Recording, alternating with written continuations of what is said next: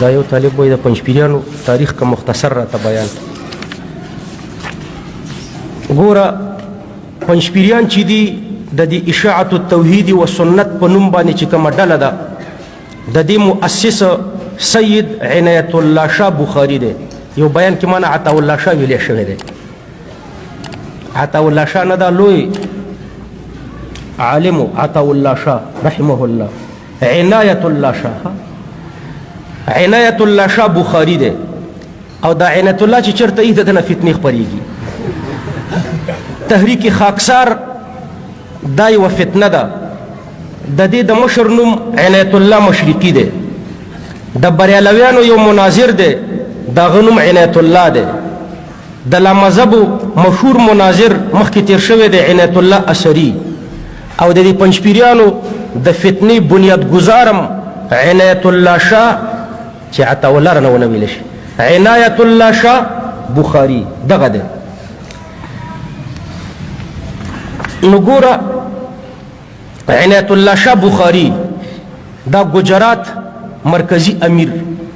مولانا قاضی شمس الدین گجران والا دا نائب امیرو صوبہ پنجاب او دا مولی محمد طاهر پنجپیر دا نائب امیرو برای صوبہ سرحد دا نائب امیرو او مولی عبدالرؤوف حیدرآباد دا نائب امیرو برای صوبہ سندھ مولی عرض محمد دا نائب امیرو برای بلوچستان او غلام الله خان صاحب د پنډۍ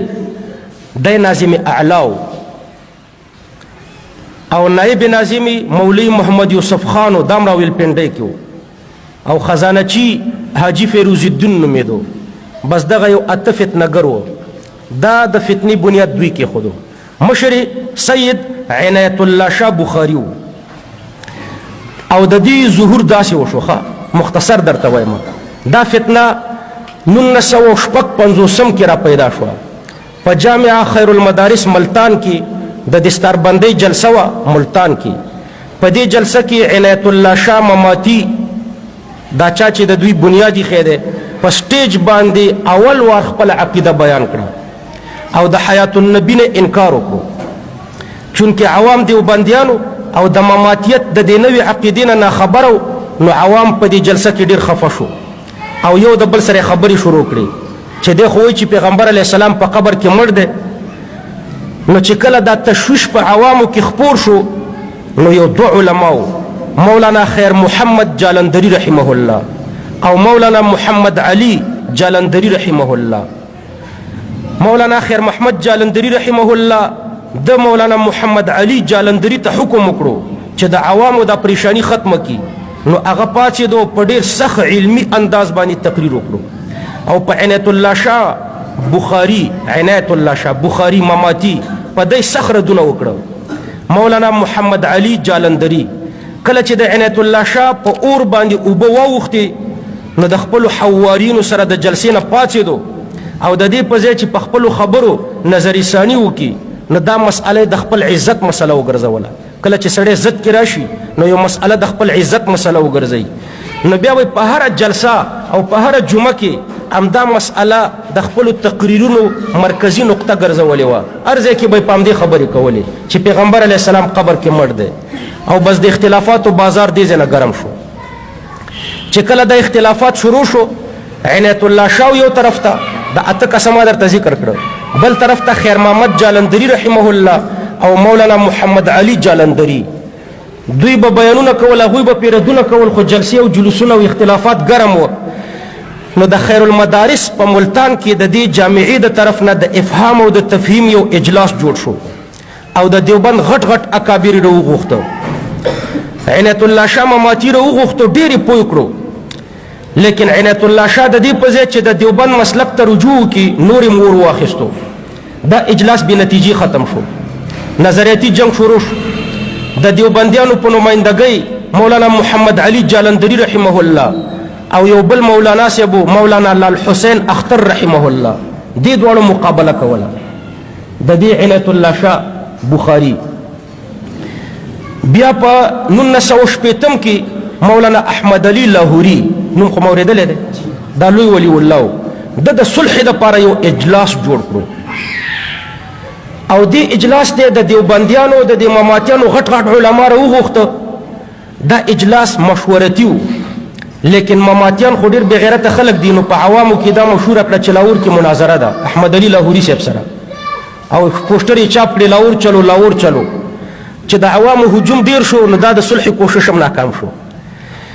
بیا په 1961 کې مولانا ظفر احمد عثماني د اعلاء السنن چې لیکلی، او مولانا احتشام الحق تهانوي رحمه الله، دې دواړو هم د دې فتنې د خاموش کولو دپاره کوشش شروع کړو. په سکر کې یوه غټه جلسه جوړه کړه، د دواړو ډلو علما یې راوغوښتل، لیکن د الله فیصله وه مولانا محمد علي جالندري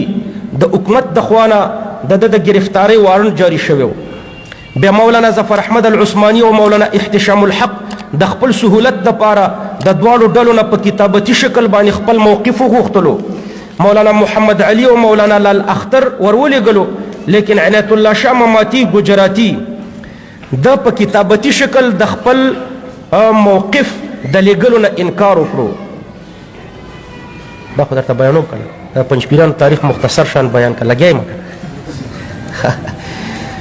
څلورم د صلح کوشش د دیوبند 40 کلن محتمم قاری محمد طیب رحمه الله په 1962 کې دا 40 کاله د دیوبند محتمم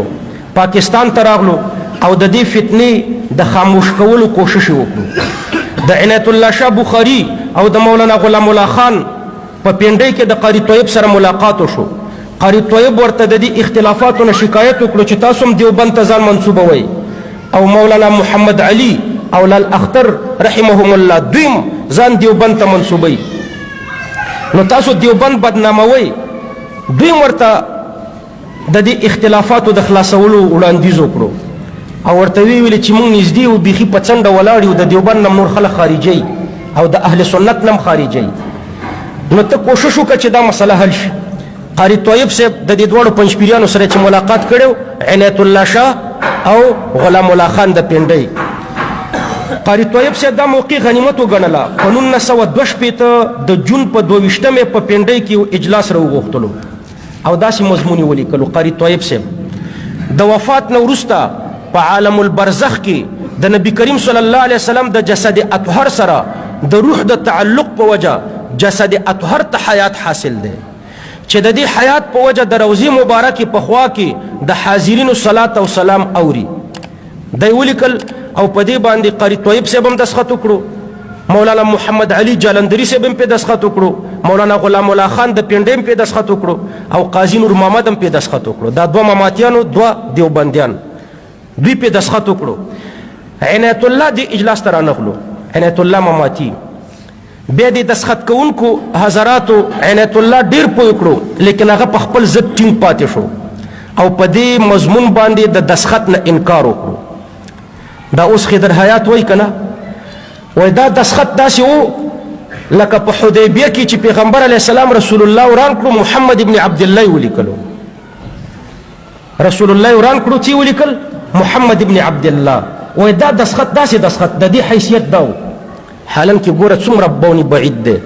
دا دواړه دستخط رښتیا و. حضرت علی لیکلي رسول الله، رسول الله و که نه و؟ پیغمبر علیه السلام ولیکل محمد ابن عبدالله، محمد ابن عبدالله و که نه و؟ دواړه خبرې رښتیا وي.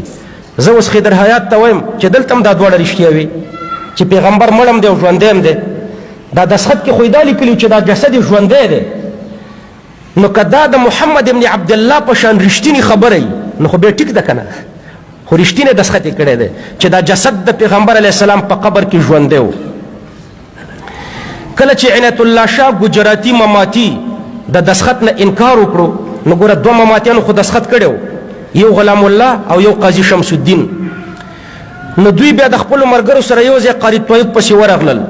او بیا یې په دې مضمون کې د تغییر او تبدیل غوښتنه ترېنه وکړه. قاری طیب رحمه الله سبا ته دیوبند ته روانو، نو دا مسئله خیر محمد جالندري رحمه الله ته پرېښوده او د روانېدو نه مخکې ورته یو ختم ولیکلو. د هغه خط مضمون داسې و چې په پینډۍ کې چې کومه صلح وشوه هغه دوه خطونه و، یو د نفس مسلې په باره کې و او دویم د عنایت الله شاه په باره کې و. نفس مسله خو دا وه چې پیغمبر علیه السلام قبر کې ژوندی دی، او د عنایت الله شاه په باره کې داسې و چې قاضي نور محمد او مولانا غلام الله خان به پوره کوشش کوي چې د عنایت الله شاه نه دسخط والي، لیکن که عنایت الله شاه دسخط نه کولو نو دا دواړه به د حیات النبی په مسئله کې د عنایت الله شاه نه براءت اعلانوي، دا دواړه به براءت اعلانوي. نو دا دواړه به د دې په دې خو پوه شوې. نو اوس براءت به اعلانوي او شرکت به ورسره په مناظرو کې نه کوي. نو د دې دویمې مسلې په باره کې د تجدید نظر غوښتنه ترېنه وکړه، د دې دویم دا د براءت په مسله کې. نو بیا قاری طیب صاحب مولانا خیر محمد ته ولیکل چې مهرباني وکړه د دواړو ډلو علماو را جمع کړه او د دې دویم تحریر په ځای دا د براءت په ځای یوه نوې معاهده ولیکه. نو مولانا خیر محمد د قاری طیب د هدایاتو مطابق د دواړو ډلو نه 15 علما را وغوښتل او په 1962 عیسوي کې د جولای په میاشت کې په خیر المدارس ملتان کې یو اجلاس جوړ کړو. د ډېرې اوږدې مباحثې نه وروسته داسې فیصله وشوه چې مولانا غلام الله خان او عنایت الله شاه به په یوه جلسه کې د حیات النبی په مسئله باندې تقریر نه کوي او مولانا غلام الله خان به د عنایت الله شاه سره د حیات النبی د مسئلې نه بغیر په نورو مناظرو کې شرکت کوي، خو دې کې به نه کوي. په دې فیصله باندې دسخط وشو. مولانا خیر محمد جالندریم پې وکړو، محمد علي جالندریم پې وکړو، لال حسین اخترم پې وکړو، عبدالرحمن مینویم پې وکړو، عبدالله رحمه الله دې ټولو پې دسخطونه وکړو. مولانا غلام الله خان، عنایت الله شاه، مولانا شمس الدین، احمد حسین سجاد، محمد یار او منور حسین دا پنځپیریان دوی پې دسخطونه وکړه، دا ماماتیان. لیکن په دې صلحنامه کې په شوې وعده یې وفا ونه کړه، خپل کارونه نورم تیز کړه ځکه په دې کې خو ډېر اقتصادي مشکلات حل کیږي. ځکه چې غټ صدر درنه جوړ شي نو بس بیا به په پنځپیر کې د غره په سر شادي حالم جوړې ټوله روز به پکې جړاګان ګډېږي. نو که دا چېرته د تنظیم مشر نه وی د پلار هم شادي حال نشو جوړولی او دومره اقتصاد یې د کم ځای نه کېدو. نو د دې نه وروسته بیا صرف یوه مسله اختلافیه نه شوه، د دیوبند اکابر پرېښودل او ډېر مسایل اختلافي شروع کړه چې تاسو ته ما 15 مسایل مخکې بیان کړي. دا د صلح کوششونه چې ناکام شو ټول او د دیوبند علما نه امیده شو، نو بیا د دیوبند علماو د دې فتنې د مخنیوي دپاره د یو مدلل کتاب د لیکلو تجویز پیش کړو او د دې کار دپاره امام اهل سنت مولانا سرفراز خان صفدر رحمه الله مقرر کړو چې د دې ماماتیانو عقیده ښه وټکئ پکې. مولانا سرفراز خان صفدر رحمه الله د دې فتنې په خلاف تسکین الصدور په نوم یو کتاب ولیکلو، ځان ته والی. بیا د ملتان په اجلاس کې ورباندې د دیوبند اکابرو دسخط وکړو لکه مولانا فخر الدین احمد، مفتی سید مهدی حسن، قاری محمد طیب، مولانا حبیب الرحمن اعظمی، مفتی شفیع صاحب، مولانا ظفر احمد العثمانی، مولانا محمد یوسف بنوری، مولانا خیر محمد جالندری، مفتی جمیل احمد تهانوی، مفتی محمود صاحب، عبدالله درخواستی، شمس الحق افغانی، خان محمد رحمه الله دې ټول ورباندې دسخطونه وکړه. نو بس دغه د دې فتنې ابتدا وه.